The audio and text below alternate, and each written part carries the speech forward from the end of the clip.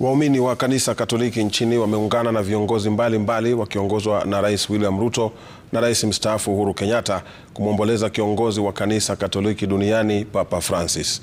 Viongozi wa kanisa hilo humu nchini wakiongozwa na askofu wa jimbo la Mombasa Martin Kivuva na mwenzake wa jimbo la Nyeri Anthony Muheria wamemtaja Papa Francis kama kiongozi aliyepigania watu wa tabaka la chini na usawa ulimwenguni kote. Baada ya kutangazwa kwa kifo cha kiongozi wa kanisa Katoliki duniani Papa Francis, jumbe za rambirambi zimemiminika kutoka kwa viongozi mbalimbali nchini wakiongozwa na Rais William Ruto. Rais Ruto akitaja kifo cha Papa Francis kama pigo kubwa kwa waumini wa kanisa Katoliki nchini na duniani na kumvisha koja la maua kama kiongozi ambaye alijihusisha na kupigania usawa wa haki hususan kwa watu wa maisha ya kiwango cha chini. Rais mstaafu Uhuru Kenyatta akisifia ziara ya Papa Francis nchini mwaka 2015 na jinsi ziara hiyo pamoja na utendakazi wake zilileta mtagusano mzuri baina ya madhehebu tofauti nchini na ulimwenguni. Condannare una persona. Naibu wa Rais Kithure Kindiki akimtaja Papa kama kiongozi ambaye maisha yake yaligusa mamilioni ya watu. Spika wa Bunge la Taifa Moses Masika Wetangula akimsifia Papa Francis kama kiongozi aliyeboresha dini ya Katoliki kando na kupigania amani na msamaha kwa mataifa yenye misukosuko. Naye kinara wa chama cha Wiper Kalonzo Musyoka akimwomboleza Papa kama mtu aliyejitolea bila uoga.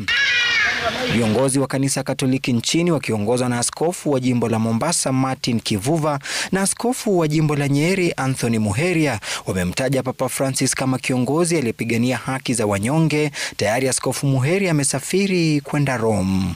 Kwanza tunasema tunaomboleza na zaidi aliweza kutetea haki na kusinikiza hali za kuleta amani katika sehemu nyingi. Umemwona Sudan, nia yake kwa watu wa Gaza na watu wa Ukraine kwamba vita visitishwe. Ujumbe wake ulikuwa ni ujumbe wa kuwafikia watu walio pembeni, wale ambao aliwaita the marginalized, wale ambao labda hakuna mtu anayewafikiria. Kote nchini waumini wa kanisa hilo wamemwomboleza wakikumbuka alivyoupenda umma bila ubaguzi. When we went to Rome and we were having a celebration, he was with us for 3 days. So I'm glad that I'm not talking about somebody I've had somewhere there, but somebody I have experienced, somebody I have encountered, somebody I prayed with for 3 days. The Kenyan politics should actually learn about servant leadership from Pope Francis. They should put the interest of the citizens, just like Pope placed the affairs of the Christians at the heart. Waumini wa kanisa Katoliki wakiendelea kuomboleza kwa majonzi kifo cha Papa Francis wamewataka pia viongozi kote nchini kuweza kumuiga na kuwa na usimamizi na uongozi ambao ni dhabiti na wenye misimamo mikali. Willy Lusige, runinga ya Citizen, kanisa la Holy Family Basilica, Nairobi.